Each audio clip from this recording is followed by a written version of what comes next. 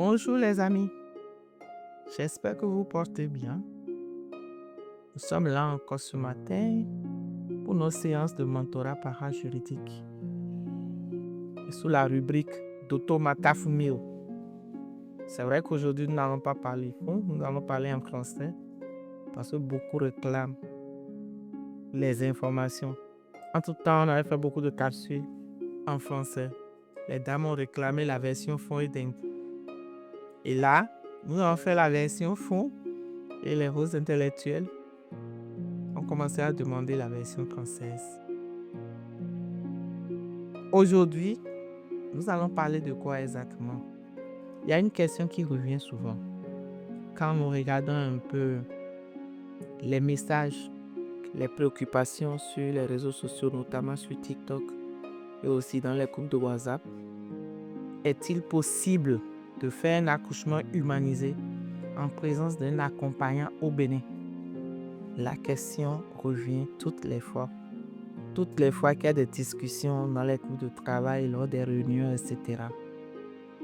Et les répondants ou mes points focaux me rapportent les informations en général et cette question en particulier. Donc tout porte à croire que ce soit les soignants ou les bénéficiaires de soins, ils n'ont jamais imaginé que le Bénin a démarré depuis la mise en œuvre de l'accouchement humanisé. Et étant facilitatrice régionale sur cette thématique, ayant longtemps travaillé avec la JICA et aussi avec le ministère de la Santé du Bénin, et sur la thématique, j'ai voulu apporter quelques informations pour rassurer les collègues et leur montrer qu'on n'est plus à l'étape de est-ce que c'est possible. Non seulement c'est possible, ça a été une réalité et on est allé partager nos performances au plan régional.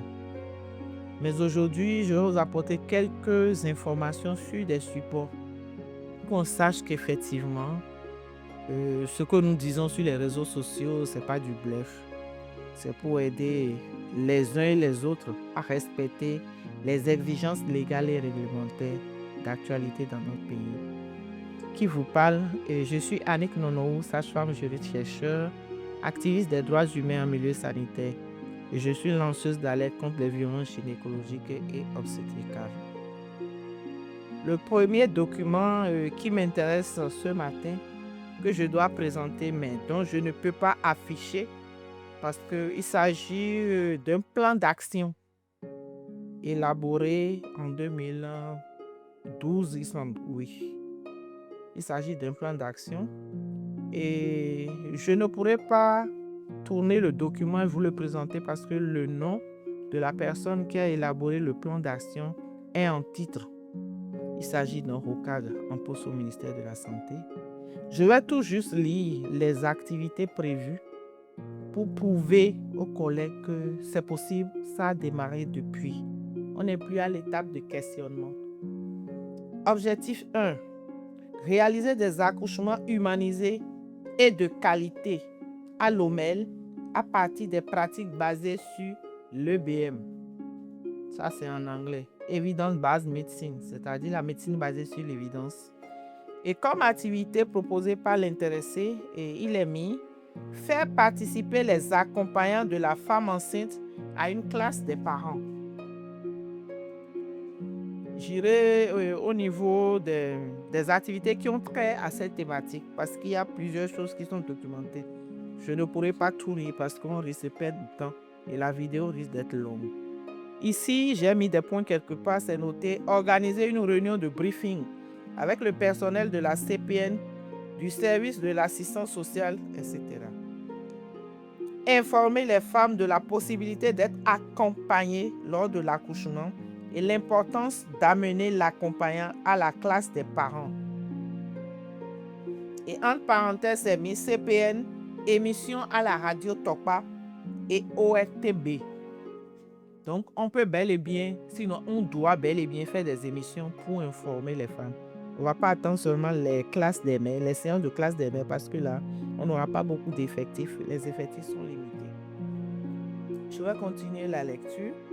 Ici, c'est mis réaliser la surveillance de l'accouchement des femmes en présence d'un accompagnateur.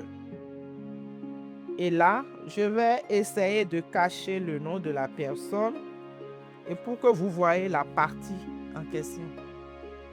Donc, c'est bien écrit en présence de l'accompagnant.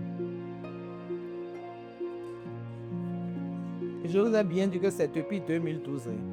Ici, on a mis organiser une séance d'information du personnel de la salle d'accouchement. Après, on a dit mettre une chaise dans chaque box de surveillance d'accouchement. La chaise est destinée au conjoint. C'est lui l'accompagnant. Donc, il ne doit pas être debout. Il doit être confortablement assis. Et si vous vous rappelez très bien, dans l'une de mes capsules, j'ai parlé de la DAPA qu'on a démarré au nord. En ce moment, j'étais au CHD Borgou, à la maternité. Et on avait les chaises GATPA réservées aux conjoints depuis 2004. Nous sommes en 2026, ça fait déjà 22 ans. Donc l'accompagnant a bel et bien sa place en salle d'accouchement. Faire accoucher les femmes dans la position qu'elles désirent. Donc c'est pas Nonou qui a commencé. Moi, je suis allé en stage seulement en 2014. Mais il y en a qui sont allés en stage avant moi. Et on a dû exploiter leur plan d'action pour compléter les nôtres. Bon, je vais m'en arrêter là par rapport à ce plan d'action post-formation au Japon. Amélioration de la santé maternelle pour les pays d'Afrique francophone. Je range ce document, je vais continuer. Ce document, je peux le présenter parce que c'est un bordereau de transmission qui a été adressé à la maîtresse sage-femme en ce moment-là. Et dans la désignation, nous avons mis nombre de pièces. 30 paires de bottes pour les accompagnants des parturientes. 40 surblouses bleues recyclables. 20 surblouses vertes recyclables. Et en observation, c'est écrit pour exploitation dans le cadre de la mise en œuvre du droit d'accès des accompagnants en salle d'accouchement. C'est un document de OMEL. Au moment où j'étais surveillante générale. Bref, la date de l'élaboration de ce bordereau, c'est bel et bien le 8 janvier 2016. Et là, nous sommes en 2026. Ça fait déjà 10 ans. Donc, on n'est pas à l'étape de questionnement. Je vais continuer la présentation des documents pour vous montrer que ça, c'est la fiche 3A dont j'ai parlé la semaine dernière dans une capsule. J'ai eu beaucoup de questions à ce sujet. Comment savoir si la personne est très satisfaite, peu satisfaite ou non satisfaite?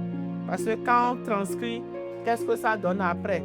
Celui qui n'a pas été formé, comment il va interpréter? Nous avons répondu à ça.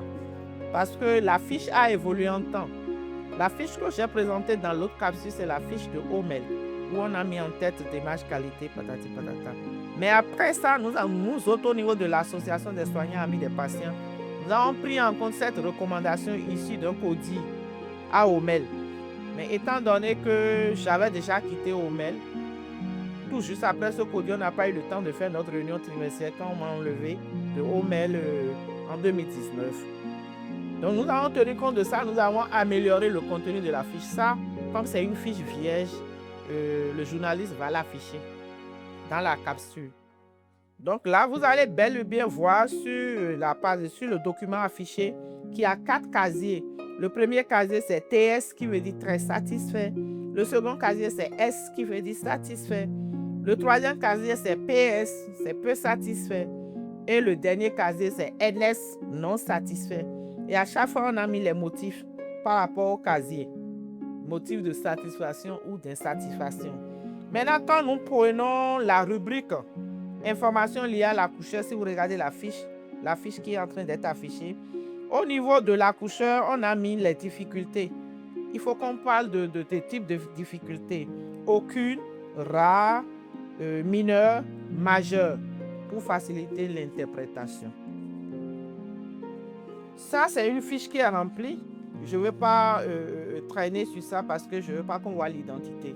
Mais en bas ici, l'époux a bel et bien signé. Donc, c'est des fiches qui étaient fréquemment remplies et qu'on analysait. Quelqu'un d'autre m'a dit, mais il n'y a pas encore de salle d'accouchement humanisée au Bénin. Je me permets d'afficher la salle d'accouchement humanisée du Chumel, parce qu'au moins ça se trouve sur Internet. Et c'est sur Internet, moi-même j'ai pris, donc je ne peux pas avoir de problème par rapport à ça. Vous voyez très bien le tableau des images, les codes Maya, les échelles murales, le tatami, le ballon prénatal, etc. Et toujours à Omel, avant que moi je ne quitte mon poste, on est passé de rideaux. Dans le plan d'action, la personne a fait le plaidoyer pour la mise en place des rideaux. Des rideaux avaient été placés en salle d'accouchement. Mais moi, en montant, j'ai fait le plaidoyer pour qu'on passe aux box séparées, climatisées et avec porte. Donc, il y a des box de fer en plexiglas qui sont bel et bien séparés à Omel. Donc, pour tous ceux ou tous les couples qui me demandent, mais où est-ce qu'il faut aller? Vous faites de très belles communications. Mais apparemment, sur le terrain, il n'y a pas quelque part où on peut faire l'accouchement humanisé. Allez au Chumel. Le Chumel, on fait les accouchements humanisés depuis 2009. Moi, j'ai été affecté au Chumel seulement en 2012. J'ai été nommé surveillante en 2015. J'ai fait 2015 à 2019. Actuellement, je ne suis plus là-bas. Mais ça continue. Une autre information importante, cette fiche aussi, elle est vierge. J'ai remis ça à plusieurs sages-femmes responsables dans les départements pour qu'elles s'en inspirent. C'est une fiche qui a été élaborée par M. Toshi, le japonais, et qu'on exploitait dans l'Atlantique et le littoral. Donc les autres départements peuvent s'en inspirer pour réaliser leur fiche. Et c'est une fiche qui permet de qualifier l'accouchement. Est-ce que l'accouchement est humanisé ou pas? Quand est-ce qu'on dit que l'accouchement humanisé, c'est en bas? Les gens s'en réfèrent. Et dès qu'il y a 3 critères qui sont respectés, y compris le critère du droit d'accès du conjoint, l'accouchement est humanisé. Et on a fait des suivis, il y a des couples qui sont tracés, mais je ne vais pas traîner sur la fiche parce que les centres de santé sont mentionnés et je ne voudrais pas exposer les autres centres de santé pour l'instant. Il y a eu d'autres statistiques, transmission de statistiques, on faisait des séances de revue. Et je pense qu'avec ces supports, ceux qui disent, mais ton affaire là, nous sommes en Afrique, nous sommes au Bénin, c'est pas possible, c'est l'affaire des Blancs. Ce n'est pas l'affaire des Blancs. Omel a commencé depuis et nous avons présenté même nos performances et autres là au plan régional et ça a suscité de changements. Je voudrais finir cette communication en présentant ce document. Dans une autre capsule, j'ai montré le petit document qui a été élaboré par la JICA. Mais là, je présente ce document. J'ai le document, comment appelle-t-on, initial. Mais j'ai encore imprimé ce document en couleur parce que je l'ai eu auprès d'une collègue qui travaille dans la Donga et qui a été récemment affectée à la DDS Atlantique. Et elle m'a apporté son document parce que c'est fait sur A4. Et j'ai constaté dans ce document que le document a été multiplié par l'ONG Scienson avec l'appui financier de l'USAID. Donc, je souhaiterais que dans les autres départements, que des ONG ou des fondations fassent de même comme l'ONG Scienson. Je félicite, je remercie très sincèrement cette ONG. Parce que ce document permettra aux sages-femmes formés ou non formés de mettre en œuvre tout ce qu'on dit. Dans ce document, il y a la thématique accouchement humanisé, il y a animation de classe des mères, il y a protection des droits des patients. Donc tous ces supports, ça vous voyez, c'est l'édition 2015 aussi.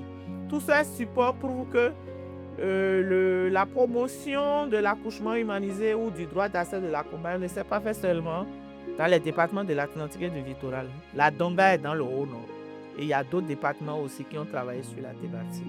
Je vous remercie. Ciao, ciao. À la prochaine. Et courage à nous.